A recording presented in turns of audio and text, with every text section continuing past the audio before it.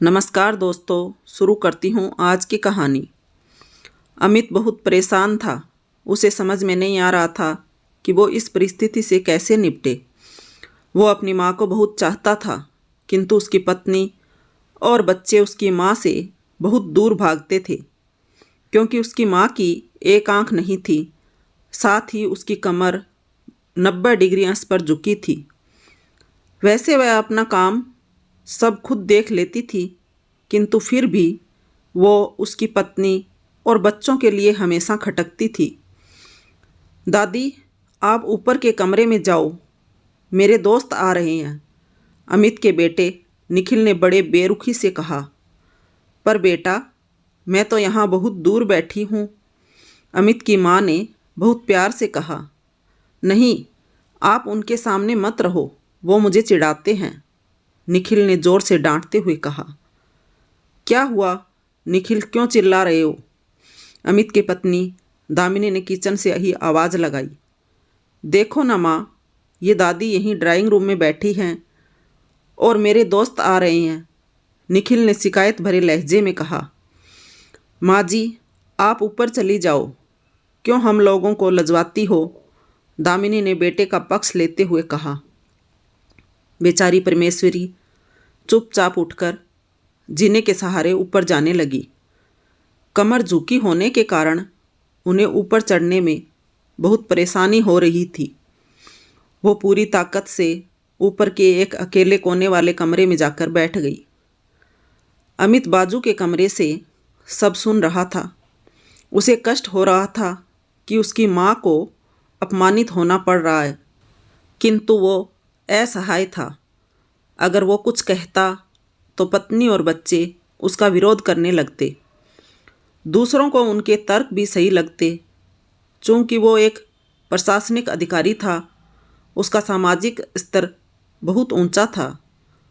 उसकी ससुराल भी एक उच्च घराने में थी, अतः वह चुपचाप इस तरह हर दिन अपनी माँ को अपमानित होते देखता रहता था। रात को अमित की पत्नी ने कहा, देखो जी, अब कुछ करो। कल कलेक्टर साहब की पत्नी आई थी, माँ जी अपनी देसी धुन धारा में उनसे मिली। मुझे बहुत शर्म आ रही थी बताते हुए कि ये मेरी सास है। मैंने कह दिया कि दूर की रिश्तेदार हैं, इलाज कराने आई हैं। अमित को रोना आ गया, किंतु फिर भी वह चुप रहा। उसे समझ में नहीं आ रहा था कि वो क्या करे। अपने बेटे की मन स्थिति को परमेश्वरी अच्छी तरह से जानती थी और बेटे को कोई कष्ट न हो, इसलिए वो हर बात को चुपचाप सह लेती थी। अमित बहुत उदास रहने लगा। एक तरफ परिवार और सामाजिक स्तर पर जीने की प्रतिबद्धता, तो दूसरी ओर माँ। आखिर माँ से अपने बेटे की यह हालत नहीं देखी गई। एक दिन उसने अपने बेटे से कहा, अमित, बहुत दिन हो गए हैं, मैं अपने गांव जाना चाहती हूँ, मुझे वहाँ पहुँचा दो। मेरा यहाँ मन नहीं लग रहा।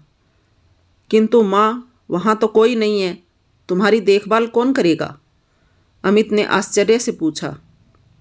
अरे, सब गांव वाले तो हैं, और वो तुम्हारे मामा जी तो उसी गांव में रहते हैं, और फिर हम सारी व्यवस्थाएं कर आएंगे ना। दामिनी को तो जैसे मन की मुराद मिल गई। हाँ बेटा, बहू सही कह रही है, परमेश्वरी ने लंबी सांस लेते हुए कहा। अमित जानता था कि गांव में माँ की देखभाल करने वाला कोई नहीं है, लेकिन अपनी पत्नी की जिद के कारण वह अपनी माँ को गांव छोड़ने पर विवश हो गया।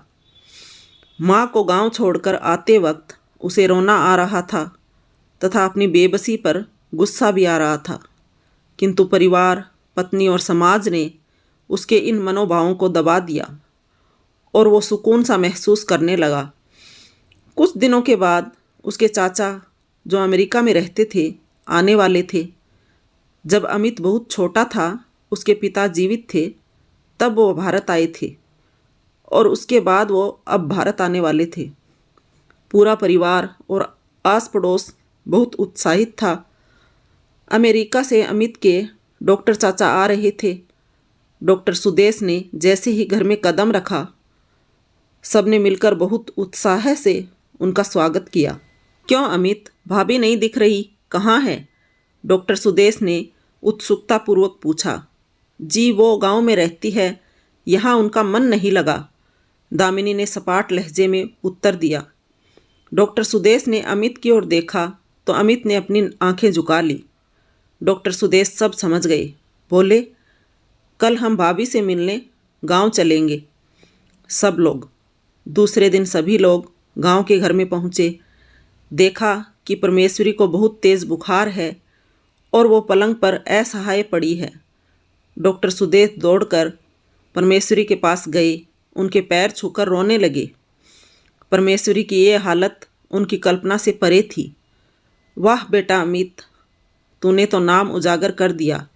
अपनी माँ की ये हालत देखकर तुझे तो शर्म भी नहीं आ रही होगी। डॉक्टर सुदेश ने अमित को लगभग डांटते हुए कहा। नहीं देवर जी, अमित का कोई दोष नहीं है। मैं खुद गांव आई थी। परमेश्वरी ने अपने बेटे का बचाव किया। मुझे सब पता चल गया भाभी, आप चुप रहो। क्यों बहू, तुम्हें अपनी सास की कुरूपता पसंद नहीं है? समाज में तुम्हें नीचा देखना पड़ता है ना? डॉक्टर सुदेश ने दामिनी की ओर व्यंग्य से देखा। दामिनी निरुत्तर होकर अमित को देखने लगी। आज तुम जिस सामाजिक स्तर पर हो वो इन्हीं के संघर्षों की देन है। और बेटा अमित, तुम्हें शायद मालूम न हो कि बचपन में जब तुम 1 साल के थे तब छत से नीचे गिरने के कारण तुम्हारी एक आंख फूट गई थी और तुम्हारी रीढ़ की हड्डी में भी समस्या थी। तब तुम्हारी इस कुरूप माँ ने अपनी एक आंख और अपना बोन मैरो देकर इतना सुंदर स्वरूप दिया था। दामिनी बेटा, इतने सालों तक संघर्ष करके बेटे को प्रशासनिक अधिकारी बनाने वाली इस संघर्षशील औरत की तुम लोगों ने यह दशा कर दी। तुम्हें ईश्वर कभी माफ़ नहीं करेगा। डॉक्टर सुदेश की आंखों से अश्रु जलधारा बह रही थी। अब भाभी, आप मेरे साथ अमेरिका जाएंगी, यहाँ इन स्वार्थी लोगों के बीच नहीं रहेंगी। डॉक्टर सुदेश ने परमेश्वरी से कहा। अमित को तो काटो तो खून नहीं था। डॉक्टर सुदेश जो उसके चाचा थे, उन्होंने जो राज बताया, उसके बाद तो अमित को यही लग रहा था कि उससे ज़्यादा पापी इंसान इस दुनिया में कोई और है ही नहीं। वह दौड़ता गया और माँ परमेश्वरी के कदमों से लिपट गया। माँ, मेरा अपराध अक्षम्य है। मैं जानबूझकर चुप्पी साधे रहा, आपका अपमान करवाता रहा। अब सिर्फ आप ही उस घर में मेरे साथ रहेंगी और कोई नहीं। अमित ने आग्नेय दृष्टि से अपनी पत्नी और बच्चों को देखा। दामिनी को भी बहुत पश्चाताप हो रहा था, किंतु उसकी हिम्मत नहीं हो रही थी कि वो परमेश्वरी से आंख मिलाए। परमेश्वरी ने दामिनी के मन स्थिति को समझकर उसको पुचकारते हुए अपने पास बुलाया और अमित को डांटते हुए कहा, खबरदार, जो मेरी बहू को मुझसे अलग करने की कोशिश की तो तुझे ही घर से बाहर निकाल दूंगी। दामिनी और बच्चों ने परमेश्वरी के पैर पड़ते हुए अपने व्यवहार पर माफ़ी मांगी और माँ के विशाल हृदय ने सबको माफ़ कर दिया। माँ तो माँ होती है।